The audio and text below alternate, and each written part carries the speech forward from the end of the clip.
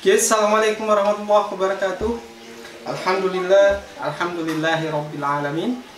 Wassalatu wassalamu ala asyrafil anbiya'i wal mursalin Sayyidina wa maulana Muhammadin abdillah wa ala alihi wa ashabihi ajma'in, amma ba'd. Faqala Rasulullah sallallahu alaihi wasallam, man sanna sunnatan sayyi'atan fa alaihi wizruha wa wizru man amila biha ila yaumil qiyamah. Jamaah Tren Quran Family yang dirahmati oleh Allah, pada kesempatan kali ini, di kesempatan yang berbahagia ini, kita akan membahas salah satu tema yang sangat sering dibahas saat ini, yaitu mengenai influencer. Bisa itu YouTuber, TikToker, Facebooker, dan lain sebagainya. Jadi sesuai dengan judulnya, jadi dosa jariah bad influencer, YouTuber, dan sebagainya. Maka pada kesempatan kali ini, sesuai dengan hadis yang kami bahas di awal video ini, yaitu man sanna sunnatan sayyi'atan fa alaihi wizruha wa wizru man amila biha ila yaumil qiyamah.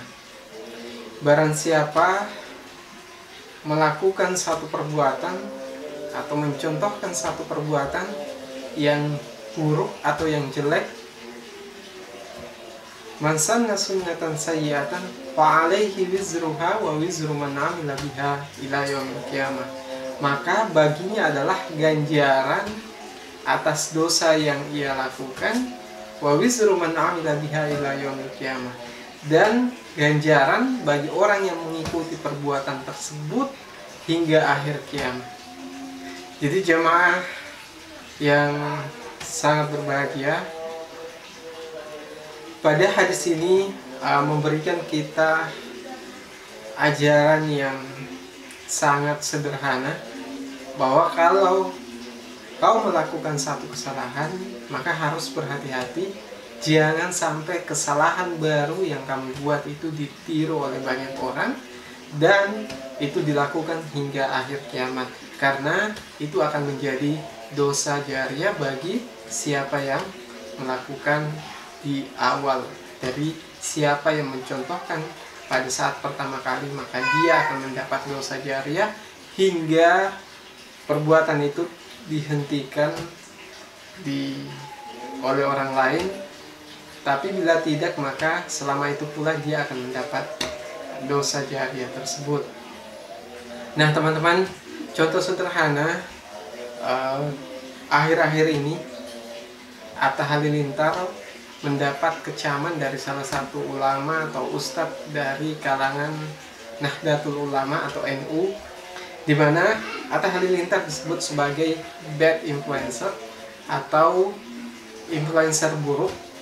Dalam hal ini Atta Halilintar sebagai YouTuber, karena ada salah satu video yaitu soal malam pertama. Sekalipun pada video tersebut tidak menampilkan adegan yang tidak seharusnya ditonton, tapi apa yang diperlihatkan oleh Atta Halilintar pada waktu itu, misalnya ketika dia bangun pagi pada saat malam pertama, memperlihatkan dia habis keramas dan sebagainya, dan pada saat liburan di kolam renang dan sebagainya, itu dinilai oleh sebagian orang itu sebagai sesuatu yang tidak pantas. Teman-teman harus tahu bahwa sekalipun statusnya suami istri, mengumbar kemesraan di depan umum itu tidak dibenarkan. Dan sebisa mungkin teman-teman kalau melakukan itu, lakukan di dalam kamar dan di tempat tertutup. Jadi teman-teman, bukan hanya itu, banyak terjadi kritik terhadap Atta Halilintar, terhadap beberapa videonya. Salah satu mungkin yang teman-teman ketahui, salah satu YouTuber yang bisa kita katakan sebagai orang yang mempopulerkan soal prank itu adalah Atta Halilintar. Dan sesuai dengan hadis tadi, kalau prank itu sifatnya buruk, sifatnya sesuatu yang bohong, kemudian ditiru oleh orang lain, maka selama prank itu dilakukan karena dasar meniru tadi, selama tidak dihentikan maka selama itu pula dosa jariah akan berlaku bagi pelaku pertamanya, dalam hal ini Atta Halilintar.